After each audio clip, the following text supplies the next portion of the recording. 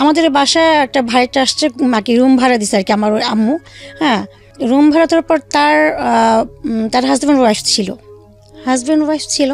তো তার দেবর মাঝে মধ্যে তাদের বাসা আসতো। তো আমি এক রুমে বসে বসে নুড়ি ভরতাম। তো তার দেবর আমাকে দেখছে। হ্যাঁ, দেখার পর বলছে যে মেয়েকে বিয়ে দেওয়া যাবে কিনা। জি, আমার নাম তিশা। তিশা বয়স কত এখন? 35 34 এরকম। 34 বা 35 বছর বয়স। জন্ম জেলা? আমাদের জন্ম ঢাকাতেই। আপনার? জি। আচ্ছা, আপনি আমাকে মেইল করেছিলেন, মূলত সম্ভবত ইউটিউবে দেখেন আপনি বা ফেসবুকে দেখেছেন। এর আগে কি কখনো শুনেছেন নাকি এটাই প্রথম দেখা? আমি ফার্স্ট ইউটিউব চ্যানেল থেকে দেখেছি। আমার মেয়ে সারাক্ষণ এটা দেখে। তো আমাকে বললো, আম্মু দেখো আঙ্কেল, এটা খুব ভালো লাগে, জীবনের কাহিনীগুলো খুব সুন্দর। আঙ্কেল অনেক সুন্দর করে কথা বলে, অনেক মানুষ এগুলো দেখে, এর থেকে আমরা কিছু শিখতে পারবো, তুমি দেখো। তো আমার মেয়েটা বলার পর থেকে আমি সবসময় দেখতে একটা পর্যায়ে চিন্তা করলাম যে আমি কেন পারি না একটু সাহস করে এগিয়ে যেতে, মানে আমার গল্পটাও বলতে। তো আপনি শুরু করুন ছোটবেলা থেকে, যেখান থেকে মনে আছে আপনি বলার জন্য আজকে এখানে এসেছেন এবং সারা দেশের মানুষ আপনাকে দেখছে এই মুহূর্তে। জি, আমার যখন 7 বছর বয়স আমার আম্মা মারা যায়। আমার আম্মার যক্ষা হয়েছিল, মারা যায়। দেন আমার বাবা বিয়ে করে একটা। হ্যাঁ, ওই ঘরে একটা ছেলে হয়। আমার বাবা কি করতেন? আমার বাবা আর্মিতে জব করতেন। আমার বাবা জব করতেন তখন। রিটায়ার্ডের সমস্যা, আমার বাবা হার্টের সমস্যা ছিল। তো সে জব থেকে 3 বছর পর বের হয়ে চলে আসছে। আচ্ছা, রিটায়ারমেন্টে চলে আসছে। তো আমি আমার সৎমার কাছে থাকি, আর সৎমা এবং আমার নানু আর কি, তার আম্মা, ওখানে আমি বড় হই মামাদের কাছে থেকে। মারা যান নাকি? হ্যাঁ, আমার আম্মা মারা যায়। আমার আম্মা যক্ষা রোগ হয়েছিল। যক্ষাটা গাঢ় হয়ে গিয়েছিল। আচ্ছা। আর ওই সময়টা যক্ষার কিন্তু ট্রিটমেন্টটা কিন্তু পুরোপুরি বের হয়নি। আপনি কি আপনার মায়ের একমাত্র সন্তান? জি। ওকে, মানে সে অর্থে আপনার বাবারও প্রথম সন্তান। হ্যাঁ। আচ্ছা, তারপরে আপনার মা মারা যাওয়ার পরে আপনার বাবা আরেকটা বিয়ে করেন। তখন আপনার বয়স? আমার আম্মু থাকাকালীন সে বিয়ে করে, কিন্তু আমার আম্মু জানতে পারেনি যে বিয়ে করেছে। ওকে। তখন আপনার বয়স কত যখন আপনি সৎমার কথা জানলেন বা সৎমা আসলো ঘরে? বা আপনার মা মারা যায় কত বছর বয়সে আপনার? আমার যখন 7 বছর তখন আপনার মা মারা যায়। আচ্ছা, জি। তারপর? তো আমার মা মারা যায়। তারপরে আর কি একটা সন্তানের যখন আর কি মা থাকে না, তখন তার মতো একাকিত্ব আর কি ছিল না। তখন আমি পুরোপুরি একা হয়ে গিয়েছিলাম। তো আমার সৎমা যখন ঘর আসে, তাদের সাথে আমি থাকার পর আমার বাবা তো আমাদের সাথে সবসময় থাকতো না, যেহেতু সে জব করতো। হ্যাঁ, জব করতো। সে প্রতি মাসে একবার আসতো। হ্যাঁ, তো প্রতি মাসে একবার আসতো। মানে আপনারা তখন ঢাকায় থাকতেন না? হ্যাঁ, আমি ঢাকায় থাকতাম। বাবা কোথায়? বাবা চিটাগং থাকতো। আচ্ছা, চিটাগং থাকতো। তা আমাদের সৎমার আর কি ভাই, তাদের বেনারসের কারখানা ছিল। বেনারসি পল্লী ছিল? হ্যাঁ, বেনারসি পল্লী শাড়ি কারখানা ছিল। তারা মহিলা দিয়ে সুতা পেঁচাতো শাড়ির। তো তাদের সেখানে সপ্তাহে তাদেরকে 400 টাকা দেওয়া হতো প্রত্যেকটা মহিলাকে। ঠিক আছে। তো তাদেরকে 2টা মহিলাকে বাদ দিয়ে আমাকে সেই কাজটা মানে মহিলা বাদ দিয়ে দেওয়া হলো, মানে আপনাকে কাজে যুক্ত করা হলো। হ্যাঁ, কাজে যুক্ত করা হলো এবং ঘরের কাজও আমি করতাম। হ্যাঁ, তো এইভাবেই আমার দিন পার হতে লাগলো। দেখেন, আমি তখন ক্লাস আস্তে আস্তে আমি স্কুলেও যেতাম, ঘরের কাজও করতাম, আর ওই নড়ি ভরতাম রাত 11টা 12টা 2টা পর্যন্ত নড়ি ভরতাম। এটাকে নড়ি ভরা বলা, কি সুতা পেঁচানো। কারখানায় গিয়ে আর কি বাসার পাশে কারখানা ছিল। তো আমাকে কিন্তু সেই এক্সট্রা টাকাটা দিত না। আচ্ছা। হ্যাঁ, তাদেরকে খেতাম, থাকতাম, এটাই। যেহেতু আমি তো এখন তাদের একটা সৎ মেয়ে, তাদের এক কথা বলছে, তাদের একটা বোঝা। আমাদের বাসায় একটা ভাইটা আসছে, মাকে রুম ভাড়া দিছে আর কি আমার আম্মু। হ্যাঁ, রুম ভাড়া দেওয়ার পর তার হাজব্যান্ড ওয়াইফ ছিল। তো তার দেবর মাঝে মধ্যে তাদের বাসা আসতো। তো আমি এক রুমে বসে বসে নুড়ি ভরতাম। তো তার দেবর আমাকে দেখছে। হ্যাঁ, দেখার পর বলছে যে মেয়েকে বিয়ে দেওয়া যাবে কিনা। আপনাকে চয়েস করেছে? হ্যাঁ। তখন তার ভাবি বলছে, মেয়ে তো মাত্র ক্লাস 8 পড়ে, ছোট, তাকে দিবে নাকি। আর তাকে আমি মামি করে ডাকতাম। হ্যাঁ, মামি বলতাম। সারাক্ষণ তাদের বাসায় মাকে কাজ করতাম, কাজের পর তাদের বাসায় আটা দিতাম। তো মামি আমার আম্মাকে বললো যে আপনার মেয়েকে বিয়ে দিবেন, আমার দেবর তো আপনার মেয়েকে পছন্দ করছে, নিয়ে গেলে ভালো, তাতে নিয়ে যাও, আপদ দূর হবে। এই যে বললো যে আপদ দূর হবে। হ্যাঁ, এই যে বলতেছে। পরে যখন আমি শুনতে পেলাম যে আমার বিয়ে নিয়ে কথা চলতেছে, তো আমি বাসা থেকে পালায় বের হয়ে যাই। ক্লাস 8 আপনি বিয়ে নয় কিছু বুঝতেন? বিয়ে জিনিসটা কি? তখন আমি বিয়ে তো দূরের কথা, আমি বাসার ঘর থেকে বের হইতাম না। আজকে যে এপিসোডটা আমরা প্রচার করছি, সেই এপিসোডটাতে আমরা চোখে আঙ্গুল দিয়ে যে জিনিসটা দেখিয়ে দেব, সেটা হচ্ছে আমরা কেন বারবার বলি যে একটা মেয়েকে নিজের পায়ে না দাঁড়ানো পর্যন্ত তাকে আসলে বিয়ে দেওয়া উচিত না, রাইট। আমরা এই গল্পটাই এখানে প্রচার করতে চাচ্ছি, মেসেজটা দিতে চাচ্ছি এটাই। আমি আমার জীবন গল্প অনুষ্ঠানে সারাটা জীবন ধরেই, মানে জীবন গল্পের অনুষ্ঠানের যে বয়স, সে বয়সে আমি একটা কথা বলেছি মেয়েদেরকে নিয়ে, যে আপনার ছেলে তো গায়ে গতরে খেটে কাজ করতে পারবে, যদি এরকম হয় যে লেখাপড়া করাতে পারেননি, চাকরি বাকরির ব্যবস্থা করতে পারেননি, কিন্তু জীবনে কোনোদিন যদি একটা মেয়ের যদি বিপদ চলে আসে সংসার জীবনে এবং সিদ্ধান্ত নেবার যদি প্রয়োজন হয়, তাহলে সেই মেয়েটা কি করবে? না আছে লেখাপড়া, না আছে জব, কি করবে? তো সেই জায়গাটাতে আমার কাছে মনে হয় যে একটা ছেলের চাইতে একটা মেয়েকে স্বাবলম্বী করাটা খুব বেশি জরুরি। হ্যাঁ, কেন বলছি এই কথাটা, যে আজকের এই জীবন গল্প আপনারা যদি পুরোটুকু শোনেন তাহলে বুঝতে পারবেন। জি বলেন, তারপর কি হলো? ক্লাস 8-এর কথা বলছিলাম, আপনি পালিয়ে থাকতেন। হ্যাঁ, তো আমি পায়ে থাকতাম। তো ফাইনালি যখন তাদের সাথে বিয়ের কথা তো পুরো পাকাপোক্ত হয়ে গেছে, তো আমার যেদিন বিয়ে হবে তার 3 দিন আগে আমি 3 দিন আগে, হ্যাঁ 3 দিন আগে আমি পাশের বাসা একটা ভাড়িটা তাদের রুমে গিয়ে ঘরে গিয়ে আমি পালিয়ে ছিলাম। বাসায় সব আমাকে খুঁজে করতেছে, কেন ছেলের ফ্যামিলি আসছে আমাকে দেখার জন্য। আমার ওই ভাইটা মামি বলতেছে কি, সে তো বুঝতে পারেনি যে আমার বিয়ের পর আমার লাইফটা কি হবে, বা যে ছেলে আমাকে বিয়ে করতেছে সে তো আমাকে বিয়ে করার জন্য আসে নাই। সে আসছে দেখছে যে ঢাকায় বাড়ি আছে স্থানীয়, বিয়ে করার পর যদি আমি এখানে একটু একটা থাকার জায়গা পাই, বসে বসে খেতে পারি, সে এই লোভে কিন্তু আমাকে বিয়ে করছে। তুমি এখানে থেকে যে কষ্ট করতেছো, হ্যাঁ এই সারাদিন বাসার কাজ করতেছো, রান্না টান্না বাসার কাজ, কুয়া থেকে পানি তুলে, তখন আমাদের কল ছিল না, কুয়া থেকে পানি, কুয়া ছিল আর টিপ কল ছিল, টাইম মতো পানি আসতো 2 বেলা। তা আমার সেই সকাল ভোরবেলা উঠে কুয়া থেকে পানি তুলতে হতো, তুলে কাপড় চোপড় ধুতে হতো। আমার 9 মামা ছিল, 9 মামা আর আমার আম্মা একজন, তো তাদের এই কাজ সব কিছু আমার করতো। তখন তারা কেউ বিয়ে করেনি, শুধু বড় মামা বিয়ে করেছিল। তো ওই মামি আমাকে বললো, এক কাজ করো, যেহেতু বিয়ের জন্য কি দিতেছে, আর ছেলেও অনেক দেখলাম সুন্দর টুন্দর, গার্মেন্টসের সুপারভাইজার, তুই বিয়ে করে ফেল। তাই আমি বললাম যে আমি বিয়ে করবো, আমি এখন ছোটো, আমি ক্লাস 8-এ পড়ি, হ্যাঁ বিয়ে করে আমি যাবো, আমার ওখানে আমি কীভাবে থাকবো? হ্যাঁ আমি ওখানে কী করবো? আমার এই বুঝ ক্ষমতা ছিল না যে ক্লাস 8-এ পড়ি, বিয়ে করবো, বিয়ের পর আবার কেমনি কী হবে। তখন আমাকে মামি বুঝলো যে না তুমি করো, 1-2 বছর পর যখন তুমি বড় আছো তখন তুমি সংসার জিনিসটা কি বুঝতে পারবা। তো তারপর আমার মা আমাকে টর্চারিং করলো, বিয়ের জন্য আমাকে মারধর করলো। বিয়ে না করলে, এখন না করলে তোর কে খাওয়াইবো, কে পড়াইবো, নুরি ভৈরা তোর কতদিন তোর খাওয়া মহেন্দ্রের বাসা, এই দুনিয়ার কথা কিছু আমাকে টর্চারিং, মানসিকভাবে শারীরিকভাবে টর্চারিং করলো। তো করার পর আমার যে নানু, আমার সৎ আম্মার যে আমার মা, সে অনেক ভালো ছিল, আমাকে আদর করতো। সে আমাকে বললো তুই এখান থেকে পালা যা, আমাকে বললো যে হয়তো বিয়ে কর, নাহলে তুই পালা যা, আচ্ছা 2টা যে কোনো একটা কর, তুই পালে গিয়ে মানুষের বাসাকে কাজ করে খা, তুই ভালো থাকতে পারবি।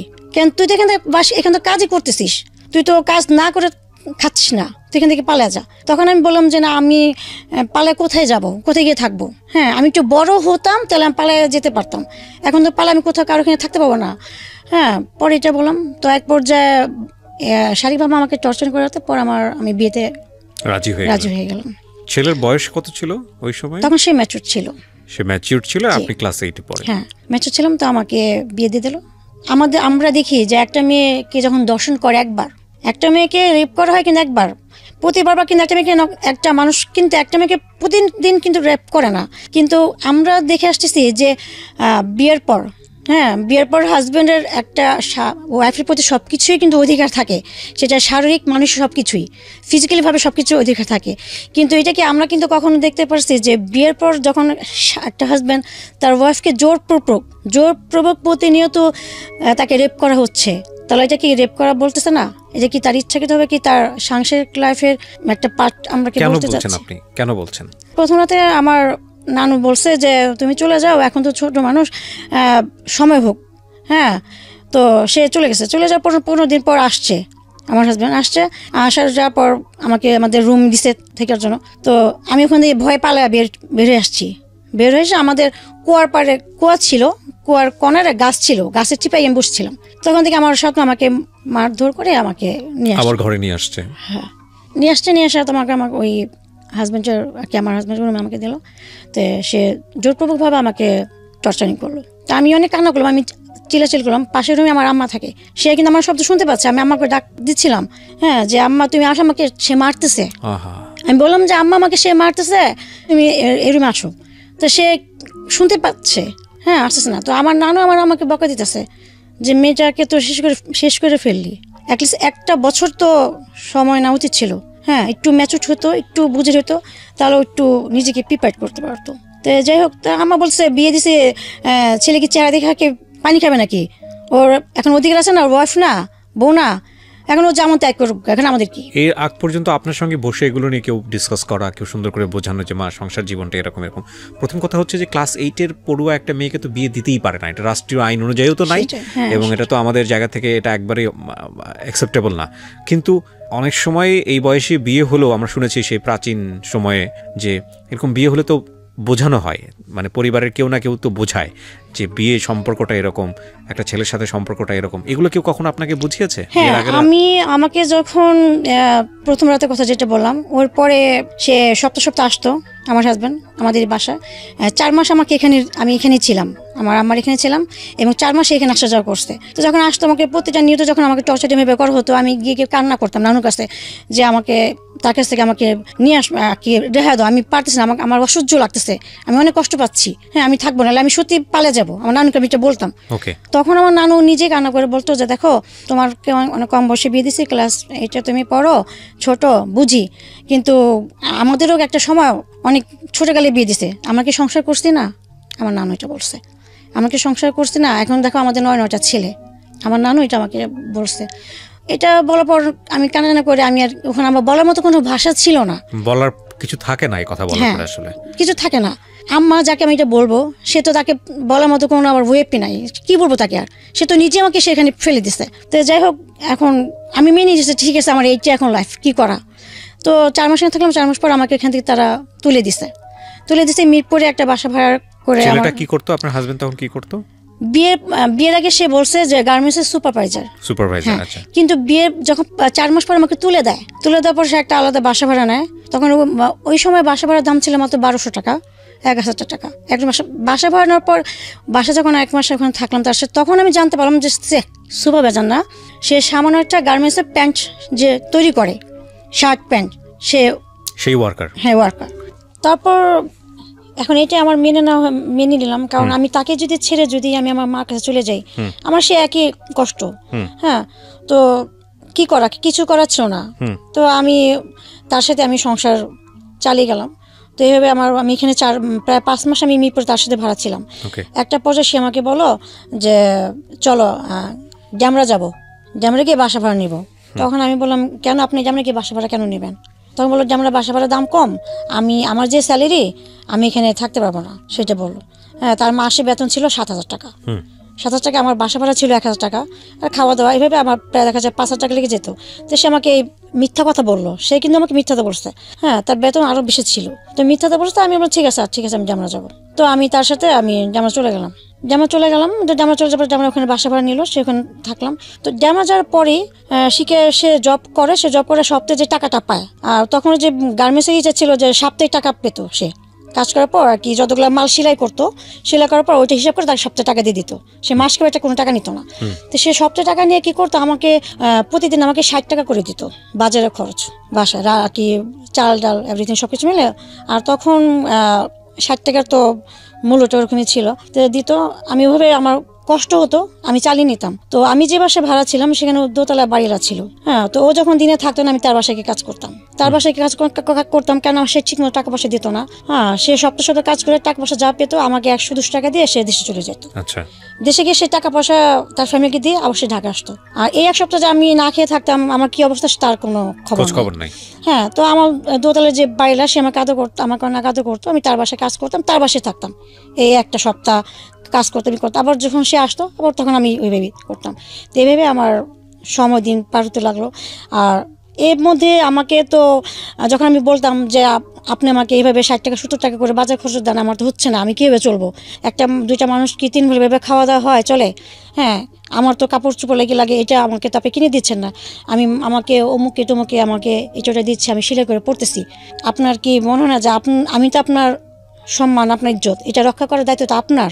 সে বলছে আমি পারতেছি না, কি করব? তোমার মার কাছে যাও, তোমার বাবার কাছে গিয়ে চাও। সে আমাকে কথা বলতো। তো বললে আমি যখন উত্তর দিতাম তখন আমাকে গায়ে হাত দিত, মারধর করতো। তো এইভাবে করার পর একটা পর্যায়ে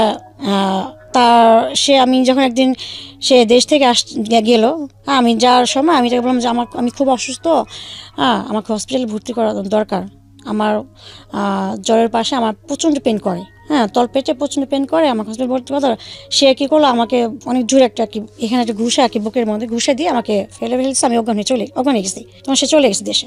আশেপাশে যে ভাইটা তারা আসতে আমাকে পানিতে আমার সুস্থ করছে। তো বাড়িলা আর কি খালামা তারা খুব রাগারাগি করতেছে যে এত ছোট বাচ্চাটাকে মেয়েটাকে বিয়ে দিছে, আর তার পরে মেয়েটা এত টর্চারিং সহ্য করতেছে, কেন কী হবে। তখন আমি যখন জ্ঞান আসলো আমাকে তারা সুস্থ করলো, তখন আমি বললাম যে আমি যে তাকে ফেলে যে আমি আমার কাছে যাবো বা বাবার কাছে, আমার আপন বলতে কেউ নাই। এখন একটাই করতে পারি, আমি তাকে ফেলে গিয়ে আমি একা আমারই করতে হবে। এখন আমি একা আমি কোথায় যাবো কি। আর তখন আমি এমন একটা ছিলাম যে আমি দিন দিনে কোনো কিছুই চিনতাম বা বুঝতাম না। আমি ছোট থেকে ঘরের ভিতরে মানুষ, আমি বাইরে মুখটা তেমন একটা দেখি নাই, বাইরে সাথে মিশি নাই যে আমার সেইটা থাকবে। সে এক সপ্তাহ পর আসবে, এক সপ্তাহ পর আসবে এই কথা বলে সে গেল, আর তার কোনো খবর নেই। তার আর কোনো খবর নেই। 10 দিন 12 দিন 1 মাস হয়ে গেছে, তার আর কোনো খবর নেই। তাকে ফোন দিয়ে পাচ্ছি না, তার ফোন নাম্বার বন্ধ আমার হাজব্যান্ডের। তখন আমি আমার দেওয়ারে আমার ফোন দিলাম, সে বলছে আমি জানি না ভাই কোথায়।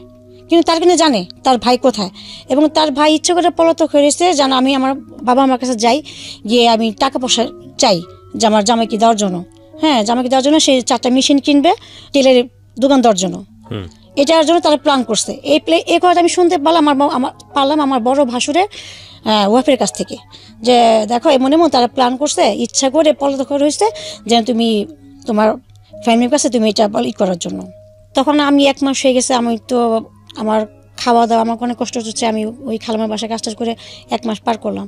1 মাস পার করার পরে আমি আমার নানুকে মামাদেরকে ফোন দিয়ে জানালাম এই ব্যাপার। তখন তারা বললো যাচ্ছে ঠিক আছে আমরা ব্যবস্থা করতেছি। তখন আমার মামারা টাকা পয়সা বাসার মালপত্রগুলো নিয়ে আসছে করে তাদের বাসায় নিয়ে আসছে। আমি আবার তাদের বাসায় চলে আসার পর এখন দিন যাচ্ছে, দিনের পর দিন আমার 1 দিন 2 দিনে আমার মা তো আমার প্রতি প্রচণ্ড আর কি ঝগড়া টর্চারিং, দুনিয়ার কথা গালাগালি করতেছে আমারে, জামাইয়ের ভাত খাইতে পারলাম না, হ্যান ত্যান এইভাবে আমাকে সে করতেছে, জামাইয়ের ফালাতে এসে পড়তে দুনিয়ারই করতেছে। আর তার একটা কথা যে আমি খারাপ ভালো না, হ্যাঁ আমার হাজব্যান্ড অনেক ভালো, সেটা বলতেছে। তাদের এই কথা শোনার পর আমি ভিতরে একটা তিক্ততা কাজ করতেছে, একটা কষ্ট করতেছে, না থাক আমি মার্গো থেকে তার কাছে চলে যাই। হ্যাঁ এখানে আমার মারধর খেতে হচ্ছে, এখানে তাদের কাজ করার পরও মারধর খাচ্ছি।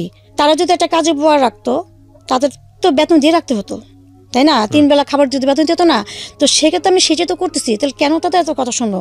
তাহলে যাই হোক আমি আমার স্বামীর ঘরে চলে যাই, গিয়ে তার মারধর খেয়ে অ্যাটলিস্ট আমি কোণে পড়ে থাকি। আমি এটাকে বেটার মনে করছিলাম। আমি তখন আমি তাকে খোঁজা শুরু করলাম। আমি গুলিস্তান আসলাম, বংশান আসলাম, আর কি বিভিন্ন যেখানে সে কাজ করতো। হ্যাঁ আমি করে আমি তাকে খুঁজে তাকে কোথায় গেছে। তখন তার সাথে একজন কাজ করতো, তার মধ্যে জানতে পারলাম যে সে বংশালে কাজ করতেছে। বংশালীকে আমি তাকে পাইছি। পাওয়ার পর আমি বললাম যে আমাকে ভেবে আপনাকে ফালা রাখছেন, হ্যাঁ আমি কোথায় আছি, কি খাচ্ছি না খাচ্ছি, হ্যাঁ এটা কি না। তখন সে বললো যে তুমি তো আমার কাছ থেকে 40,000 টাকা নিয়ে আসো, আমি মেশিন কিনবো 4টা। হ্যাঁ আমি বললাম সে আমাকে দিবে না। এখন আমি কি করবো, মানে যৌতুক চাই এটা। তো এই করার পর সে আমার সাথে সংসার করবে না, 40,000 টাকা দিতে সে বলতেছে। বলার পর তো আমি সেখান থেকে তার যে মালিক সে জব করতো, সেই মালিক এবার সে শুনলো হিস্টোরি। তো মালিক এসে আমার হাজব্যান্ডকে ধমকি দিল, এবং এক পরে তার গায়ে চরম আসছে। একটা মেয়ের সাথে তো টাকা লোভে সংসার করতেছ, টাকা লোভে তাকে বিয়ে করছো, হ্যাঁ এখন তোর আমি বললাম এখন এই মেয়ে নিয়ে বাসা বাড়ি নিবি আজকের মধ্যে। ওর আমার হাজব্যান্ডের মালিক তাকে ধমকি দিলে বলো যদি বাসা বানা তোর 3 মাসের বেতন তোকে দিব না। আচ্ছা তখন সে কালীগঞ্জে আমার ভাসুর থাকতো, সে ওখান থেকে চলে আসছে ঢাকা, কালীগঞ্জে বাসা ভাড়া নিল। তো আমার হাজব্যান্ডের যে মালিক সে কালীগঞ্জে থাকতো ভাড়া, এবং সে এক কথা বলে সে আর কি আমার একটা দায়িত্ব নিয়ে বাসটা ওখানে ভাড়া নিতে বলছে, যেন সে ওখানে যদি আমাকে টর্চারিং করে আমি তাকে জানাতে পারি। আচ্ছা আচ্ছা। এবং আমাকে বলছে যে আমি তোমার সাথে আছি, তুমি চিন্তা করো না, ও তোমার যদি কোনো রকম কোনো সমস্যা করে তুমি আমাকে বলবা, হ্যাঁ এটা বলছে। তো কালীগঞ্জে বাসা ভাড়া নিল, এখন থাকার পর ওই যেমন আমাকে খরচ দিত তেমনই খরচ দিল, ওই দেশে যাওয়া ওরকমই চলতেছে। কিন্তু শারীরিক যে টর্চারিংটা একটু কমে আসছে, হ্যাঁ ওই তার মালিকের ভয় দেখানো কমে আসছে। কমে আসার পর হঠাৎ করে আমি প্রেগনেন্ট হয়ে যাই। এটা হওয়ার পর তখন আমি ওখানে যে ভাইটা ছিল আমি বললাম যে মামি দেখেন আমার এমন এই সমস্যা হচ্ছে, কেন হতে যায় না, আমার একটু ডাক্তার থেকে নিয়ে যাবেন কিনা। তখন বলছে তোমার তো মেবি তুমি কনসেপ্ট করছে। আচ্ছা, তো বিয়ের কয় বছর পরের ঘটনা এটা? এটা আমার বিয়ে প্রায় 1.5 বছর পর।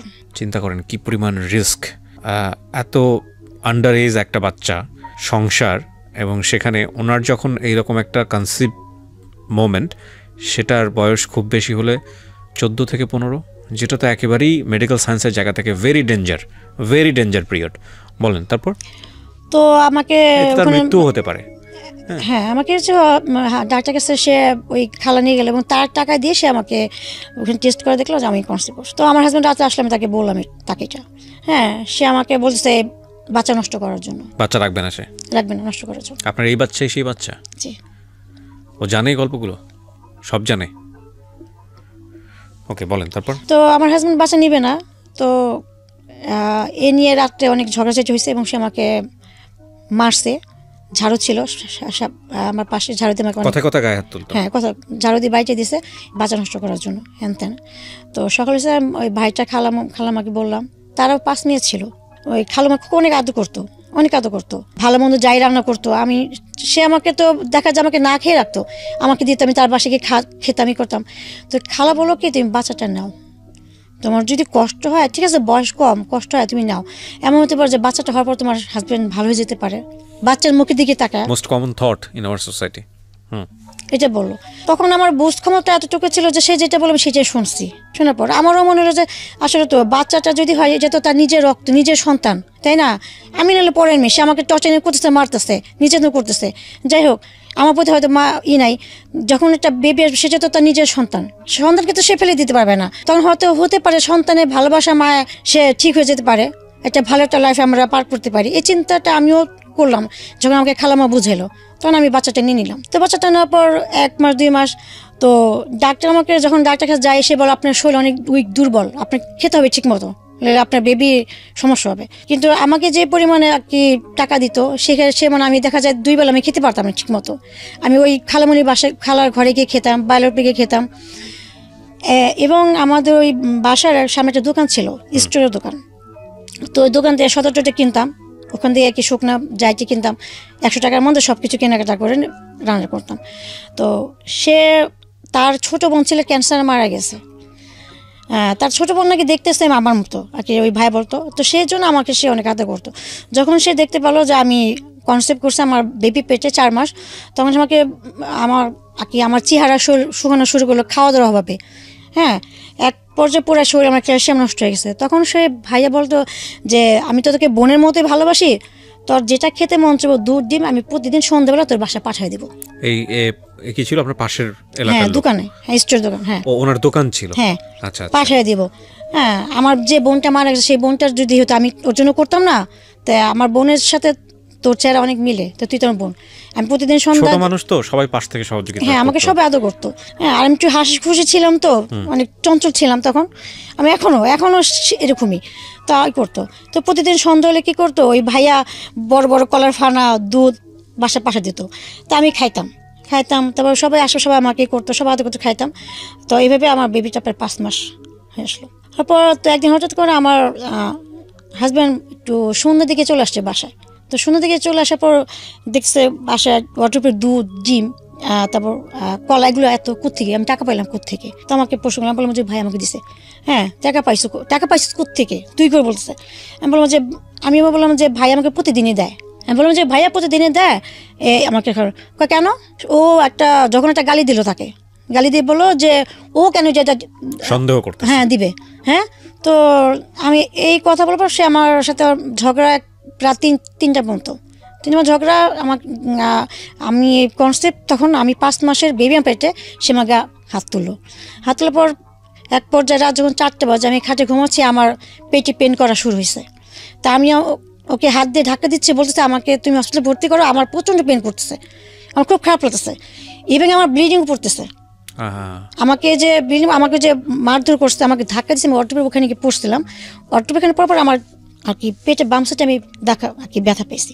তো ওকে আমি অনেক ডাক দেওয়াতে ও বিরক্ত হয়ে গেলো, আমাকে একটা লাথি মেরে খাট থেকে ফেলে দিচ্ছে। খাট থেকে ফেলে দেওয়ার পর আমি তো সেই মা করে চিলন দিলাম। তো পাশের যে ওই খালাম্মারা, তারা সেই রাত 4টার দিকে তারা গেট খুলে চলে আসছে। আমি তো সেই চিৎকার, হ্যাঁ, তা গেট নক করতেছে, এই গেট খুল গেট খুল গেট খুল, কি হয়েছে? গেট খুলছে, পরে আমি তো মা আমাকে চিল্লাচ্ছে, আমার তো ব্লিডিং টিডিং অবস্থা খারাপ।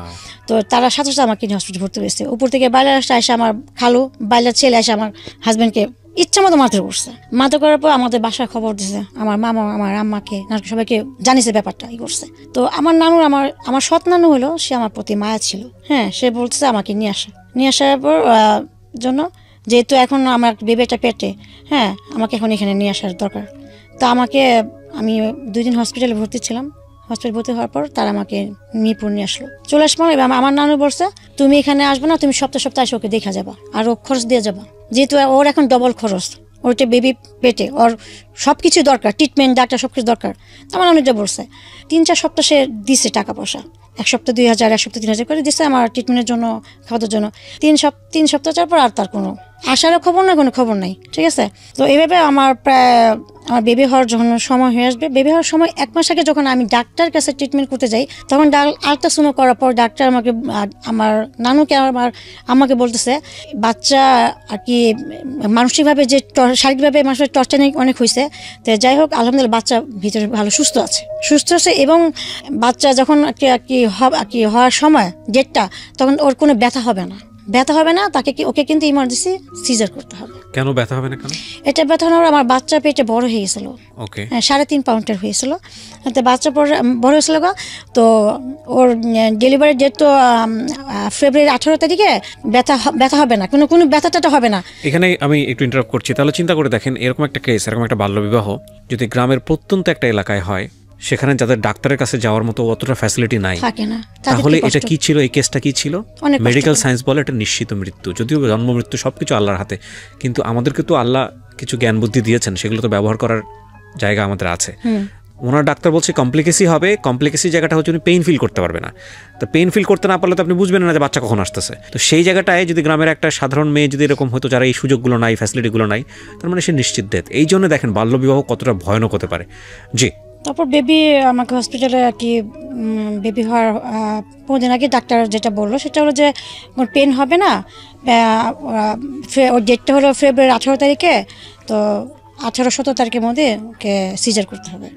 যদি না করেন তাহলে ভিতরে বাচ্চা দেখা যায় পায়খানা করে দিতে পারে, কিন্তু বাচ্চা খুব বেশ বড় হয়ে গেছে, পায়খানা করে বাচ্চা যদি পায়খানাটা খেয়ে ফেলে বাচ্চা মারা যাবে, আর সাথে সাথে মারও সমস্যা হবে। তো এটা বললো। তো বল ঠিক আছে। তো ডাক্তার নিয়ে আসছে। তো বাসাতে আমি ওই অবস্থায় আমার বেবি পেরে থাকা অবস্থায় আমি বাসায় কাজ করছি, তাদের কাজ রান্না টানা। তো একদিন দুপুর দিকে আমি মাছ ভাজতেছিলাম, ওই সময়টা হঠাৎ করে আমার তলপেটে একটু হালকা পেন করছে আর কি, চিনতে বসছে আর কি, ওরকম জোরে না, যেটা আমি আর কি সহ্য করতে পারবো না, হালকা নর্মালি। তো আমি ওয়াশরুমে গেলাম, ওয়াশরুমে আসলাম, আসার পর আবার কাজ করতেছি। তো আমি এই করে দেখা, আমি 20 মিনিটের মধ্যে প্রায় 6-7 বার ওয়াশরুম থেকে যেতেছি। তো আমার মেজমামি এটা ফলো করলো যে কি ব্যাপার, ও একটা মাছ ভাজতে গিয়ে এতবার ওয়াশরুমে গেছে, কি হয়েছে ওর? তো মামি সে বলতেছে, কি রে তুই প্রায় 10-12 বার ওয়াশরুম থেকে আসলে গেলে তোর কী সমস্যা? আমি বললাম যে আমার সমস্যা হচ্ছে, কেমন যেন লাগছে ভিতরে, আর কেমন যেন লাগছে, সুস্থ আছি কিন্তু আমার চাপটা বেশি আসতেছে। তো বললো যে তোকে তো হসপিটালে ভর্তি করার দরকার। হ্যাঁ, ভর্তি করা দরকার, তো তুই চল। আমার বলছে না, আমার হসপিটাল কেন ভর্তি করবো, আমার কোনো কিছু হয় নাই, আমার তো পেটে ব্যথা করতেছে না তো। হ্যাঁ, আমি এই কথা বললাম, পেট ব্যথা করতেছে না তো, জাস্ট একটু ওয়াশরুমে চাপ আসতেছে বারবারে, আমি কথা বললাম। তো মামি আমাকে ধুমিতে বলে চল। তা আমাদের বাসার পাশে সরকারি হসপিটাল ছিল। হ্যাঁ, আগে থেকে আমার ওখানে কাগজপত্র সব কিছু করছিলাম। তো মামি আমি বললাম যে রিক্সা যেতে পারবো না, হাইটে যেতে পারবো, আমাকে হেঁটে নিয়ে চলো। তা বাসায় যে অবস্থায় ছিলাম সে অবস্থা আমাকে ওখানে আমি গেলাম হসপিটালে, যার সাথে সাথে আমাকে যখন ডাক্তার আমাকে চেক আপ করলো, চেক আপ করার সাথে সাথে পুরো বেডে আগে ও পেটের ভিতরে পায়খানা করেছে, পায়খানা করার পর পুরো বেড পুরো ভরে গেছে। হ্যাঁ, ওই সময় আমি অজ্ঞান হয়ে গেছি। তখন ডাক্তার বললো ইমার্জেন্সি অপারেশন করতে হবে, নাহলে বাচ্চা পেটে মারা যাবে, বাচ্চা পেটে পায়খানা করে দিছে, মারা যাবে, আপনার অনেক দেরি করে ফেলছেন। হ্যাঁ, দেরি করে ফেলছেন। তো মামি আমার নানুর সাথে আমার সাথে আলোচনা করতেছে যে ও তো আসতে চাইতেছে না, ওই এরকম হ্যান ত্যান বল আর কি। তো তারপর আমাকে সিজার রুমে নিয়ে গেলো, তখন ওর বাবাকে আর কি খবর দেওয়া হলো, হ্যাঁ সে আসবে না, হ্যাঁ আসবে না। তো আসবে না, পরে আমাকে অপারেশন করা হলো, করার পর আমার বেবি হলো। বেবিটাকে নিয়ে গেল বিয়ে থেকে, আমাকে পুরো কমপ্লিট করে আমাকে আবার বিজয় এসে আবার শোয়ালো। তখন বেবি আমার নানুর হাতে ছিল, সবাই ছিল।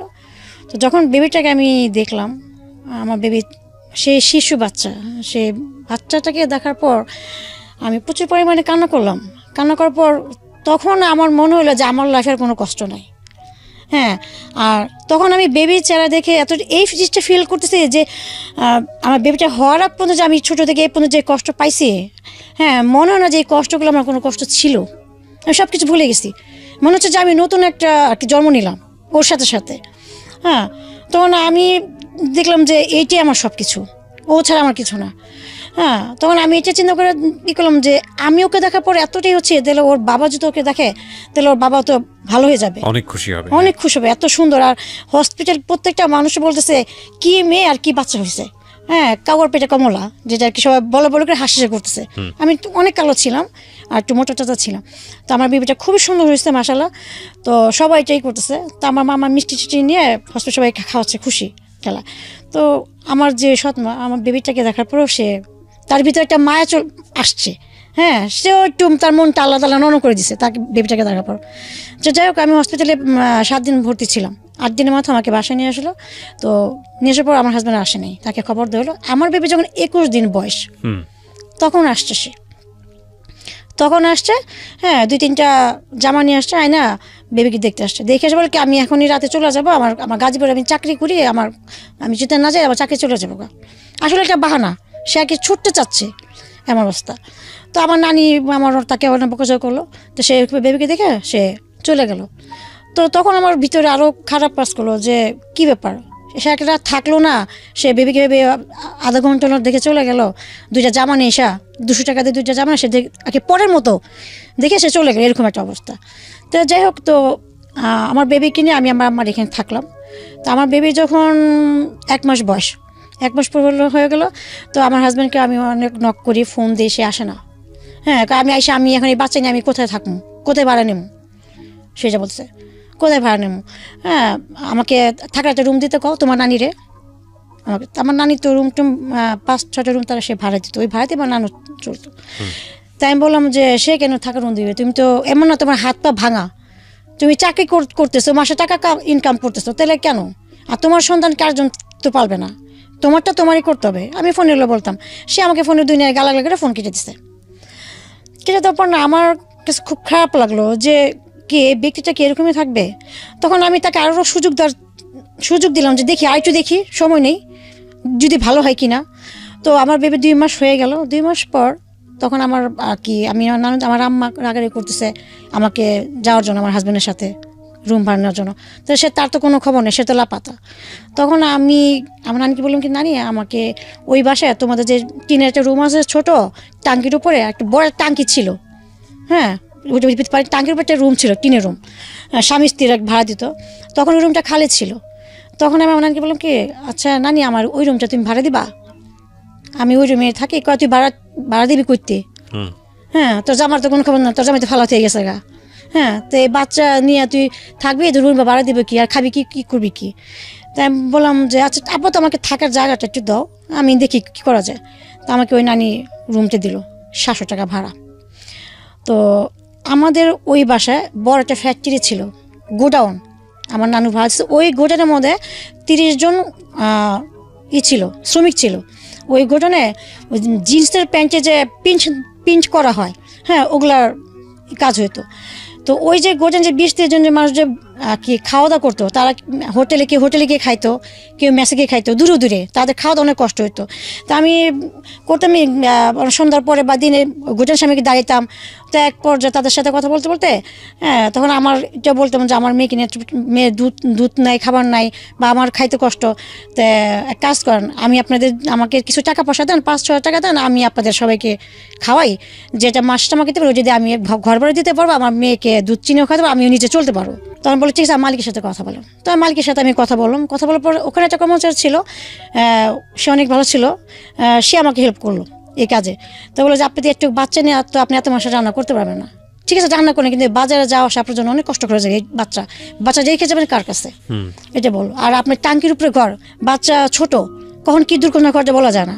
এটা বলো। তো তখন আমি ওই লোকজনের রান্না। 3টা 4টা 5টা এমন করে করে আমি তাদের রান্না করা ম্যাচ খাওয়ানো শুরু করলাম। মানে আপনার এই বাচ্চা কোলে নিয়ে আপনি এগুলো করতেন? তখন তো 2 মাস ছিল, তখন তো আর তুরতুর করতে পারতো না, শুয়ে রাখতাম, ঘুমে যেত, আমি নিচে বসা।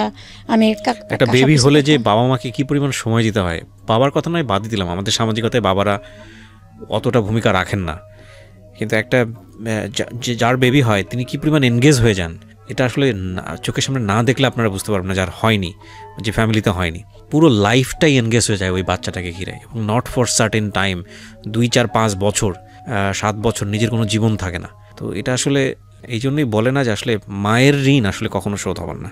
এবং সেই অবস্থায় এই ভদ্রমহিলা এতগুলো লোকের রান্নাবান্না করছে, কারণ দেখেন এই বাচ্চাটা যখন বড় হচ্ছে 6 মাস 8 মাস থেকে সে হামাগুড়ি দেওয়া শিখবে, হামাগুড়ি তো বোধহয় আরও তার আগে থেকে শেখে, তো এই হামাগুড়ি দেওয়া অবস্থায় বাচ্চারা কিন্তু খুবই চোখে চোখে রাখতে হয়। তো এই অবস্থায় সে বাচ্চাকে চোখে রাখবে নাকি এতগুলো মানুষের রান্নাবান্না করবে? এটা কিন্তু আসলে ফ্যামিলির জন্য রান্না না, এটা আবার এক ধরনের বিজনেস। তো রান্নাবান্না খারাপ হলে সে বিজনেসও থাকবে না। তো বোঝেন অবস্থা। এবং ক্লাস 8-এ থাকা অবস্থায় মহিলার বিয়ে হয়ে গেছে। ছোটো ছোটো বিষয়গুলো যদি খুব ক্ষুদ্র ক্ষুদ্র বিষয়গুলো যদি খুব ভালো করে আমরা অবজার্ভ করি তাহলে এটা একটা যুদ্ধের মতো। বলেন তারপর। তো আমি এরকম 5 জন 6 জন 7 জন এভাবে করে আমি আস্তে আস্তে লোক বাড়ানো শুরু করলাম। হ্যাঁ, তো আমি খাওয়াচ্ছি, বাসায় আমার রুমে আসা 6-7 জন খেয়ে যায় এবং বাটি ভরে ভরে তারা ভাত নিয়ে যায়। হ্যাঁ, আর যে ভাইয়ের কথা বললাম সে আমাকে হেল্প করতেছে, সে বাজারটা মাঝে মধ্যে করে দেয়। এবং আমি সন্ধ্যে হলে ভাইটার কাছে বলতাম যে বাচ্চাটাকে একটু দেখেন, দেখলাম 1 ঘন্টা আমি একটু বাজার করে আসি। আমি 1 ঘন্টার মধ্যে যাইতাম, আমার বাসার সাথে 1 নম্বর বাজার ছিল। হ্যাঁ, গিয়ে আমি বাজার করে আসতাম। আসলে সেই আবার রাতের কুটা রান্না বান্না, আমার দেখা যায় রাত, আমার ঘুমাতে ঘুমাতে রাত 2টা বাজতো।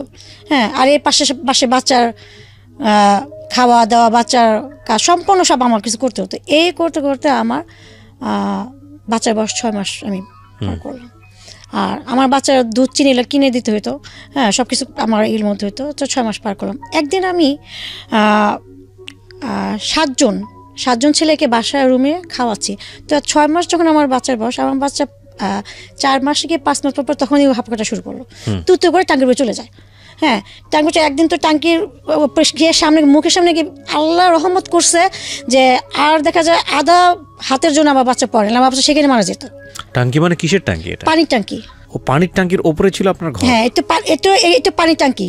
হ্যাঁ, টাঙ্কির ওই পাশে আমার একটা রুম ছিল। হ্যাঁ, আমি রুম থেকে বেরোয় টাঙ্কিটা পার হয়ে নিচে নামতাম।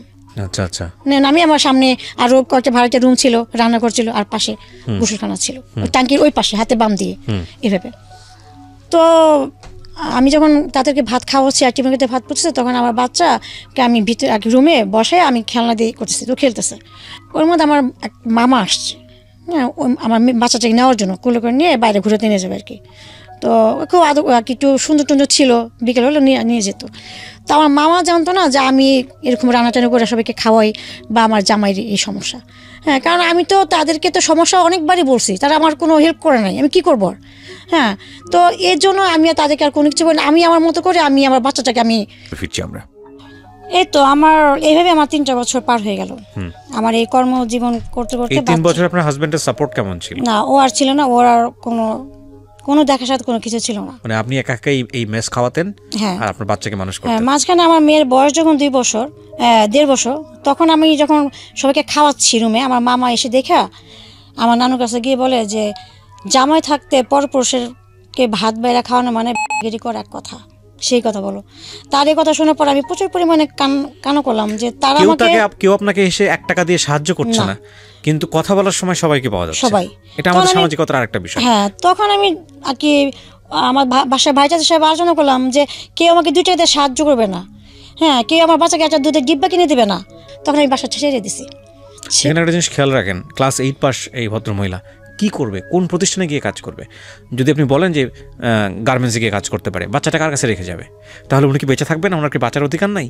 তাহলে সিচুয়েশনটা ক্রিয়েট করে দিচ্ছে পরিবার আর সমাজ, রেসপন্সিবিলিটি সমস্ত যাচ্ছে এই মহিলাটার কাছে। মানে এটা কী ধরনের মানসিকতা? ওকে, তারপর তখন আমি বাসাটা ছেড়ে আমি অন্য একটা বাসা নিলাম এক রুমে। তো ওই যে ভাই আমাকে হেল্প করতেছে, ওই যে যাদের রান্না করতেছে, সে একজন যার কথা বললাম মাঝখানে ভাইয়া, সেই আর কি বাসা আসে খাবার টাবার নিয়ে যায়, বক্সে ভরে দিয়ে নিয়ে যায়। এবার আমার বাচ্চার বয়সটা 3 বছর 3.5 বছর হয়ে গেল। তো এরপর হঠাৎ করে আমার হঠাৎ করে আমার তলপেটে প্রচুর পরিমাণে পেন করতো। হ্যাঁ, আমি ব্যথা ওষুধ খেয়ে আমি প্রায় 6 মাস পার করলাম। তারপর হঠাৎ করে আমি অজ্ঞান হয়ে পড়ে যাই, আমাকে হসপিটালে নিয়ে যায়, ওই যাদেরকে ম্যাচ খায় তারাই আমাকে ধরে টেরে নিয়ে যায়। গিয়ে ডাক্তার দেখানো হলো, ডাক্তার মহিলাটা বললো আমার জ্বরের পাশে টিউমার হয়েছে। আমার ইমার্জেন্সি যদি আমি অপারেশন আজকের মতো না করা হয় তাহলে আমার এটা ক্যান্সারের লক্ষণ, ক্যান্সারে দেখা দেবে। তখন আমার কাছে তো আটানা পয়সা নাই, আমি কীভাবে আমার অপারেশন করবো? তখন ওই ভাইয়া ওখানে তো 30-40 জন শ্রমিক কাজ করতো, সবার কাছ থেকে 500, 1000 এভাবে করে 30,000 টাকা এক করে তারা আমাকে অপারেশন করেছে এবং তারা আমাকে দেখছে, তারাই সুস্থ করেছে। হ্যাঁ। তো তারপর আমি 3 দিন পর আমি বাসায় আসি, আর ওখানে যে বাসায় ভাড়া থাকে ওখানে বেহার এক মহিলা ছিল, আমার বাচ্চাকে এই 2 দিন সে দেখছে করছে। তো তখন আমার মেয়ের বয়স 3 বছর। হ্যাঁ, আমি মাত্র ওকে না প্লেতে ভর্তি করেছি, তুরতুরে যায় গিয়ে স্কুলে চলে আসে, বাসার সাথে স্কুল ছিল। তো এর মধ্যে হঠাৎ করে আমার আমার একটা ফোন আসলো দেশের বাড়ি থেকে।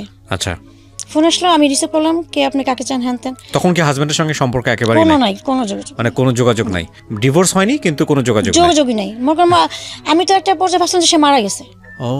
এরকমই আমি যেহেতু 1 মাস পর লাপাতাই, কারণ সে তার বাচ্চার জন্য তো একদিন আসবে দেখা করার জন্য, যে দেখে বাচ্চাটা কত বড় হয়েছে কেমন।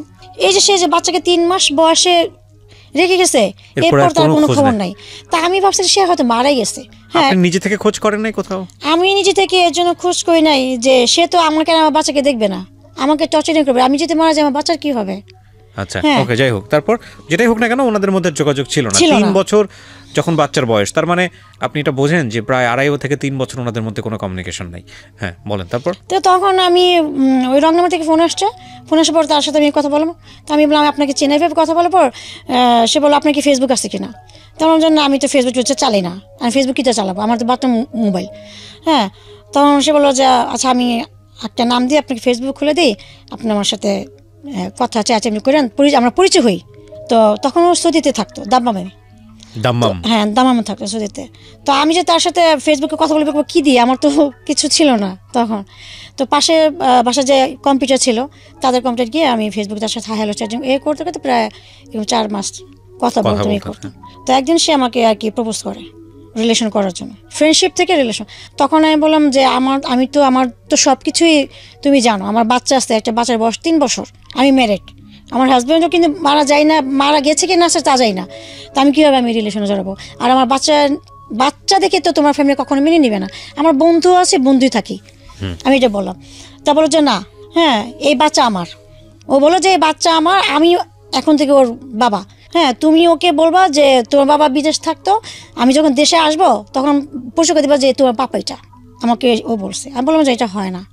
ও বলছে যে হ্যাঁ আমি এটাই করবো, আমি সব কিছু দিনে তোমার সাথে আমি সম্পর্ক করবো। এরপর থেকে যে না আমাকে সিমে ফোন অনবর, আমি তখন ফেসবুকটা সব বন্ধ করে দিচ্ছি, যোগাযোগ না করতে পারে আমার সাথে।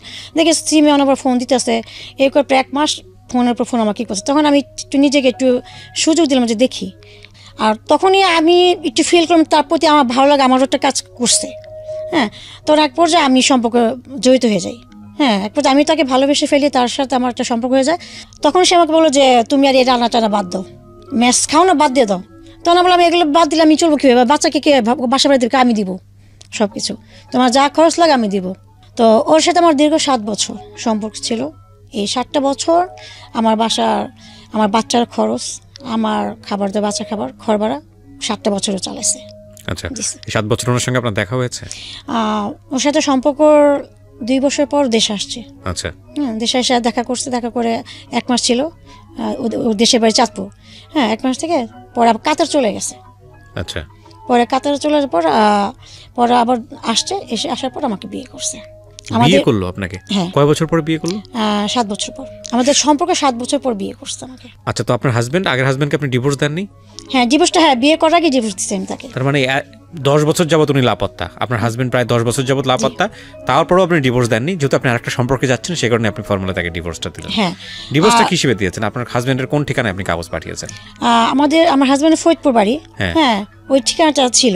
তো ও যখন আমাকে দেশে আসার আগে ও তো ওর সাথে সম্পর্কটা আমার তো কাছাকাছি না, দূরে দূরে বিদেশে, এই ফোনে কথা 24 ঘন্টা ফোনে কথা বলতাম, ভিডিওতে দেখতাম, এটাই আমাদের সম্পর্ক। হ্যাঁ, সামনাসামনি না। তো হুট করে আমি আমার মাথায় টাচ করলো, ও যে আমাকে বিয়ের কথা বলতেছে, আমার হাজবেন্ডের সাথে আমার তো ডিভোর্স হয় নাই, আমি ডিভোর্স আমি বিয়ে করি কীভাবে, তো এই কীভাবে ডিভোর্স দিতে হয় বা কীভাবে কাগজ তুলতে, এটা আমি একটু বুঝতাম না তখন এটা। তো তখন আমি ওই আমার মামিকে বললাম, তখন বললো যে তোর যে কাজ সে বিয়ে হয়েছে ওখানে গিয়ে তোর কাবিনামা তুলতে হবে, তুলে গিয়ে তারপর সে করতে হবে, তাহলে আয় চল তোর সব কিছু আমি করে দিচ্ছি। তো যেখানে আমার কাজে সে ইয়ে হয়েছে সব কাগজপত্র তুলে সব কিছু করে আমি ওই ঠিকানার মতো আমাকে তারা বলে দিল যে এমনি এমনি করে সই দেন, এটাই করার, এভাবে আমার কাজ পাঠিয়ে দিব। পর ওই সব তারা যা বলছে সেভাবে করলাম, তখন ডিভোর্স নামার ওর দেশের বাড়িতে পাঠিয়ে দিচ্ছে। আচ্ছা, তো আপনারা বিয়ে করলেন তারপর? হ্যাঁ, তারপর ও দেশ আসলো। দেশ আসার পর আমরা জুলাইয়ের 3 তারিখে 2016 তারিখে আমরা 2016-তে বিয়ে করলেন। ও দেশে আসছিল মাত্র 19 দিনের জন্য। আচ্ছা, 19 দিনের জন্য আসছে। তো বিয়ে করলাম, বিয়েটাকে পর আমাকে দেশে নিয়ে গেল ওদের বাড়িতে। ওদের বাড়িতে। আর আমার মেয়ে তো তৎক্ষণাৎ তখন বড় হয়েছে। কত বছর বয়স তখন মেয়ে? তখন এখন আমার মেয়ে ক্লাস 9-এ পড়তেছে। তো এটা 3 বছর, আমার মেয়ে ম্যাচুর। 3 বছর আগের কথা।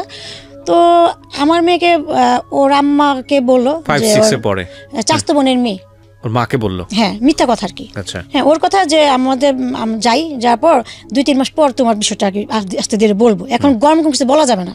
আর ও ফ্যামিলির বড় সন্তান ছিল, ওর বাবা ছিল না, সংসার সম্পূর্ণ সবকিছু ওর হাতে, দায়িত্বটা সবকিছু। তো আর ও বিয়ে করতে দেরি এই জন্য করছে যে দেখো আমি আমার ফ্যামিলিকে আমি সব কিছু দিয়ে দেই, সম্পূর্ণ সব, আমার ভাইকে নিজে পায়ে দাঁড়া করে, বোন 2টাকে বিয়ে দিয়ে দেই, সম্পূর্ণ সব কিছু পর যদি আমি তোমাকে বিয়ে করার পর আমার ফ্যামিলিকে যদি বলি যে তোমার অতিথিটা, তাহলে অবশ্যই আমার ফ্যামিলি মানতে বাধ্য হবে, কারণ আমি তাদেরকে সব কিছু করে দিছি। তাহলে আমার একটা পছন্দ কি তারা মেনে নেবে না, এটাই। তো দেশে গেলাম, যার পর ওখানে থাকলাম 1 সপ্তাহ। 1 সপ্তাহ থাকার পর আমার যখন ঢাকা আসছি, আমি যেখানে থাকতাম সে পাশে যে মামি আমার শাশুড়িকে ফোন দিয়ে সব কিছু বলে দিছে, আপনার ছেলে তো এই এই মেয়ের সাথে 7-8 বছর সম্পর্ক, সব টাকা পয়সা দিয়েছে, আপনার ছেলেকে চুষা খাইছে, লাখ লাখ টাকা খাইছে। এই কথা বললো, না জানি মেয়ে কোন জাদুটনা করছে, আপনার ছেলে মেয়ের জন্য এত কি পাগল, টাকা পয়সা সব এগিয়ে দিছে, এবং আরেকজনের বাচ্চাকেও পাল্টাছে, আমার মেয়ের কথা বললো, পাল্টাছে এবং বিয়ে করছে কিছুদিন আগে, এই কথা। তখন আমার শাশুড়ি না আমার হাজব্যান্ডকে কিছু বলে নাই। যখন 19 দিন পর দেশের বাইরে চলে গেছে কাতারে, চলে যাওয়ার পর ওকে ফোন দিয়ে ওকে টর্চারিং করতেছে, তুই আমার ছেলে আমার সাথে এত বড় প্রতারণা করলি, এত বড় মিথ্যাটা বললি। আমার শ্বশুরবাড়ির আত্মীয় যারা আছে আমার শাশুড়ি সবাইকে এটা বলে দিছে। বলে তারপর সবাই ওকে ফোন দিয়ে বলতেছে যে তুই এটা কি করছিলি, তুই এত সুন্দর একটা ছেলে, দেখতে সুন্দর কোনো কম না, আর মেয়ে তো এমন না যে সুন্দরী যে এই জন্য তুই পাগল বিয়ে সম্ভব করছো, মেয়ে তো তেমনটা না, যে তুই কি দেখা মেয়েকে এত ভালোবাসিস, কি দেখে এগুলি, আর এমনি করে কি সব আর কি এতটা কি ওকে তিক্তটা একটু খারাপ জঘন্য কথা বলতেছে, ওর মাথা ব্রেন নষ্ট হয়ে গেছে, আউট হয়ে গেছে। তখন ও বাস্তবতার সামনে আসলো, বাস্তবতার সামনে এসে যখন ও লজ্জা পাচ্ছে সবার কাছ থেকে, তখন আমি ঢাকা, তখন আমাকে ফোন দিয়ে বললো, তুমি তোমাকে অনেক ভালোবাসো, তুমি একটা কাজ করবো। আমাকে কি, তুমি আমার উপরে বিশ্বাস করে তুমি দেশে যাও। আমি বললাম কেন? কিন্তু আমাকে যে দেশে পাঠাচ্ছে, ওর ফ্যামিলি ওর শুনে ওরা প্ল্যান করে রাখছে আমাকে দিয়ে ডিভোর্স দেওয়া হবে, একটা খালি স্টেপের সিগনেচার দেওয়া হবে, প্ল্যান করছে, এটা কিন্তু আমি জানি না, এটা আমার হাজব্যান্ডের সাথে কথা বলেই সব কিছুই। আর আমার হাজব্যান্ড যেমন সবসময় বলে আমি তো ডিভোর্স দিব না, তাই না, এই জন্য আমাকে মিথ্যাতে বলে যে তুমি দেশে যাও, দেশে গিয়ে যেহেতু আমার মা সব যাই নিয়ে গেছে সব কিছু, তুমি কি আমার পাটাদের মাপচা সব কিছু করে মিলটাল হইয়া আসো, যাও। তা আমি ওর উপরে বিশ্বাস করে কথাটা বিশ্বাস করলাম, চেষ্টা করার পর আমি দেশে গেছি।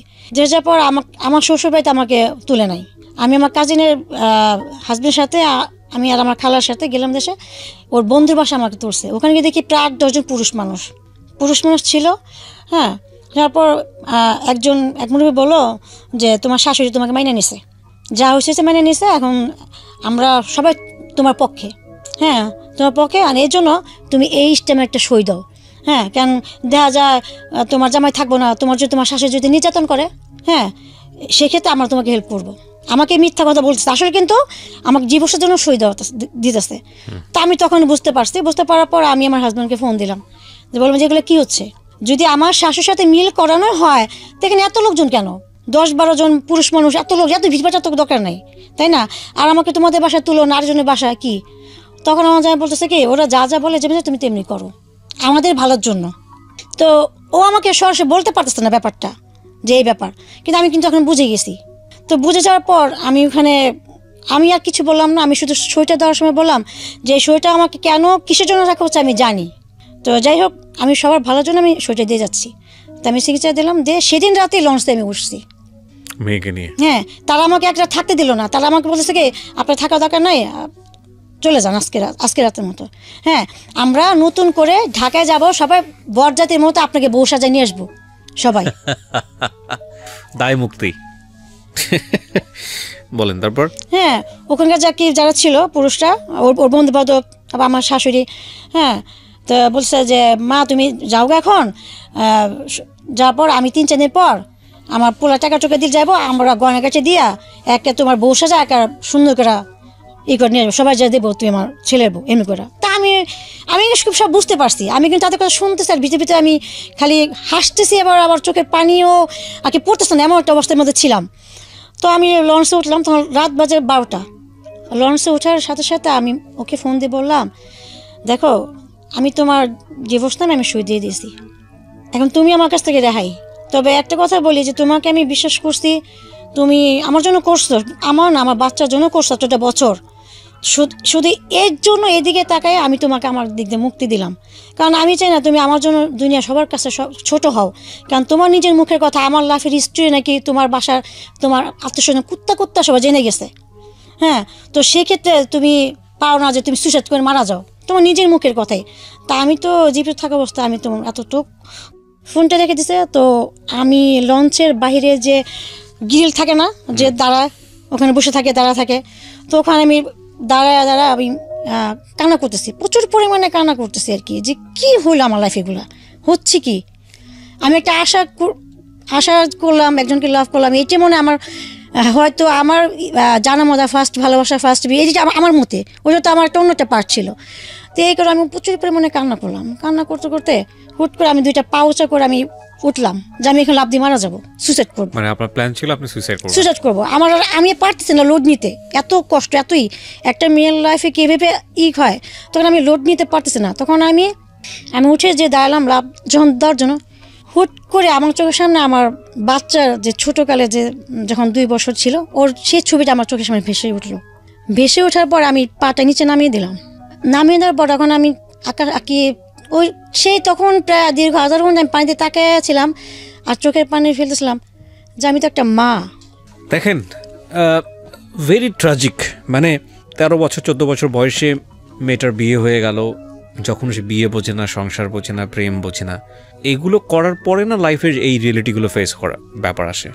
তো সেরকম একটা বয়সে সংসার, বাচ্চা বোঝে না, শারীরিক সম্পর্ক বোঝে না, সেই সময়ে বাচ্চার মা, তারপরে জীবন চলতে গিয়ে এই বাচ্চাটাকে লালন পালন করতে গিয়ে অবর্ণনীয় কষ্ট, এবং জীবনে এই পর্যায়ে একটা মানুষ আসলো, তাকে সে মনের অজান্তে ভালোবেসে ফেললো, মানুষটাকে বিয়েও করলো, কিন্তু আমাদের সামাজিকতা তাকে সেই জায়গাটায় স্টাবলিশড হতে দিল না। আজকের এই গল্পটা থেকে ভয়ঙ্কর কিছু শেখার আছে। জীবন থেকে সে দায়মুক্তিও চেয়েছিল, কিন্তু সে জীবন থেকে দায়মুক্তিও নিতে পারেনি, কারণ তার সন্তান আছে। এটা একটা ভয়ঙ্কর রকম একটা স্টোরি, এবং এই ভয়ঙ্কর স্টোরি বাংলাদেশের অসংখ্য মেয়ের স্টোরি। এই একটা অ্যাঙ্গেল অনেক মেয়ের মধ্যে খুঁজে পাওয়া যাবে, কারণ আমি আমার জীবন গল্পে এত গল্প প্রচার করেছি এই টাইপের, মানে বর্ণনাতীত বলা চলে। তাই একটা পুরো জীবনটা স্পয়েল হয়ে গেল না এক অর্থে। একটা মূল্যবান জীবন, নিজের কোনো স্বপ্ন নাই, নিজের কোনো সিদ্ধান্ত নাই, নিজের কোনো স্বাধীনতা নাই, নিজের পায়ে দাঁড়ানোর ক্ষমতা নাই। কিন্তু এই ভদ্র মহিলা তার নিজের জীবনটাকে নিজের মতো করে গড়তে পারতো যদি একটা জায়গায় আমরা কোনো কম্প্রোমাইজ না করতাম, সেটা হচ্ছে ওনার যদি ক্যারিয়ার থাকতো। আর ক্যারিয়ারের জন্য কি দরকার ছিল? শিক্ষার দরকার ছিল। সো এই জন্যই আমি বলি যে ছেলের চেয়েও মেয়েদেরকে বেশি করে শেখানো উচিত, কারণ একটা ছেলে তো গায়ে গতরে খাটতে পারে, অ্যাটলিস্ট সে সৎপথ ইনকাম করার জন্য রিক্সাওয়ালা হতে পারবে, হ্যাঁ, মানে যদি একবারে বিলো লেভেলের চিন্তা করি। কিন্তু এই মেয়েটা কী করবে বলেন? এই ভদ্রমহিলা যেখানেই যাবে পদে পদে বাধা, যেখানেই যাবে হায়নার মতো মানুষ ওত পেতে আছে, সুযোগ নেওয়ার চেষ্টা করবে। তো সেই জায়গাটা থেকে উনি যদি শিক্ষিত হতেন, মিনিমাম লেভেল অফ এডুকেশন যদি ওনার থাকতো, এবং উনি যদি একটা জব করতেন, ওনার যদি সলভেন্সিটুকু থাকতো, উনি যদি আয় করতে পারতেন, তাহলে ওনার লাইফটা হয়তো অন্যরকম হতো। আমি জানি এই কথাগুলোই বলতে আপনি এখানে এসেছেন, আরও কিছু কি বলতে চান শেষের দিকে এসে? শেষে এটাই বলতে চাই যে আমাদের সমাজ আমাদের অনেক ধিক্কার দেবে। সমাজ একটা মানুষের অনেক লাইফে অনেক দুঃখ কষ্ট নিয়ে তারা সমালোচনা করবে, কিন্তু তারা কিন্তু পাশে এসে দাঁড়াবে না। একটা মেয়ের অতীত নিয়ে ঘাটাঘাটি করবে, কিন্তু তারা কখনো পাশে এসে দাঁড়ায় সেই মেয়েটা লাইফটাকে ঠিক করে দিবে না। তা আমার নিজের মেয়ে কিনে টেনশন হয় না? আপনি নিশ্চয়ই চান না যে আপনার মেয়ের জীবনটাও আপনার মতো হোক? আমি চাই না যে আমার মেয়ের জীবনটা আমার মতো হোক, কারণ যদি চাইতাম তাহলে হয়তো আমি আমার মেয়েটাকে ছেড়ে হয়তো আমি একটা বিয়ে করতে পারতাম, লাইফটা সুন্দর করতে পারতাম। আমি ছেড়ে যাইনি। যখন আমি পাটা নেমিয়ে দিলাম তখন আমি দেখলাম যে আমি একটা মা, এই বাচ্চা তো আমার। যাই হোক, আমার লাইফে যা ঘটে গেছে, আমি তখন আমার প্রচুর পরিমাণে আমি কান্না করার আমার চোখের পানি আমি মুছে ফেলে দিলাম এবং বললাম যে আমার এখন শক্ত হতে হবে। আমি যদি এখন দুর্বল হয়ে যাই, আমার বাচ্চাকে আমি বাঁচাতে পারবো না। আপনি এখন কি করেন, মানে কিছু করেন? আমি এখন চলে কিভাবে আপনার? আমার ওই যে মার কথা বললাম তার সাথে থাকি, আমি টিউশনি করি এবং আমার বাচ্চাকে চালাই, এবং তার সাথে ডিভোর্স হওয়ার পর এই 3 বছর আমি এভাবে কষ্ট করে দিন পার করছি। এটাই। কয় টাকা ইনকাম হয় আপনার টিউশনি করে? টিউশনি করে মাসে আমি 6,000 টাকা। আমার এই 6,000 টাকাতে আপনার মাস চলে? আপনার বাচ্চার লেখাপড়ার খরচ আপনার হয় না, আমার খুব প্রবলেম হয়ে যায়। এখন আমার এই মাসে 5 থেকে 6,000 টাকা দিয়ে আমার চলতেছে, বাট এভাবে আমি পারতেছি না। কিন্তু এখন আমি চাই যে আমার সাথে যেটা ঘটছে, হ্যাঁ, আমার বাচ্চার সাথে সেটা যেন না ঘটে। আমি আমার বাচ্চাটা একটা ভালো একটা লাইফ দিতে চাই, সুন্দর একটা ওকে শিক্ষাগত যোগ্যতা দিয়ে আমি তৈরি করতে চাই। জবে ট্রাই করেছেন? হ্যাঁ, আমি জবের জন্য অনেক ট্রাই করেছি। আমার শিক্ষাগত যোগ্যতা না থাকার আমার জব আমাকে কেউ নেয়নি। হ্যাঁ, যাও আমি 2-1 জায়গায় 2-3 জায়গায় আমি একটু আমাকে অ্যাকসেপ্ট করছে, তারা আমাকে উল্টাপাল্টা আমাকে হিংস দিছে, যেটা আমি অ্যাকসেপ্ট করতে পারিনি। সেই জন্য আমি এখানে ফিরে আসছি। ওনার 35 ইয়ার্সে ওনার যে অভিজ্ঞতা, সব কিছু মিলিয়ে ওনার জীবনটাকে আজকে এরকম করার জন্যে পরিবার দায়ী, সমাজ দায়ী। ওনার আসলে এই গ্রাফে ওনার কোনো দোষ নাই, কারণ শিক্ষাটা আসলে পরিবার থেকে দেওয়া উচিত ছিল, এবং একই সাথে ওনার অর্থনৈতিক সাপোর্টের জায়গাটাও পরিবার থেকে নিষেধ করা উচিত ছিল। অর্থনৈতিক সাপোর্টটুকু যদি না দিতে পারে, অ্যাটলিস্ট তার পড়াশোনা বা বিদ্যাটুকু অন্তত পরিবার থেকে দেওয়া উচিত ছিল, যাতে করে এই মেয়েটা আজকে নিজের পায়ে দাঁড়াতে পারে। সুতরাং আমি বারবারই আপনাদেরকে বলবো যে তিশা আজকে এসে এভাবে গণমাধ্যমকে ফেস করে আপনাদেরকে সতর্ক করে গেল। আমি বারবারই বলি যে তিশার মতো অসংখ্য মেয়ে আছে আমাদের সোসাইটিতে, অসংখ্য মেয়ে আছে, শুধুমাত্র প্রপার এডুকেশন হয়নি, এবং প্রপার এডুকেশন হয়নি বলে তারা আজকে একটা ভালো জব পাচ্ছে না, আর এরকম একটা সামাজিকভাবে একটা অকুল সমুদ্রে পড়ে মানে কোথায় যাবে কি করবে, পুরো জীবনটা একটা অনিশ্চয়তার মুখে। এবং দেখেন, শুধু তার জীবনটা না, তার সাথে তার মেয়ের জীবনটাও জড়িত। তো যে এখন ক্লাস 9-এ পড়ছে। আমি শুধু একটা কথাই বলতে চাই সবাইকে, never ever sacrifice your education. বিয়ে জীবনে আসবেই, এটা হয়তো সময় নিয়ে করলেই হবে, কিন্তু পড়াশোনা বন্ধ করবে না, বিশেষ করে মেয়েরা, কখনোই না।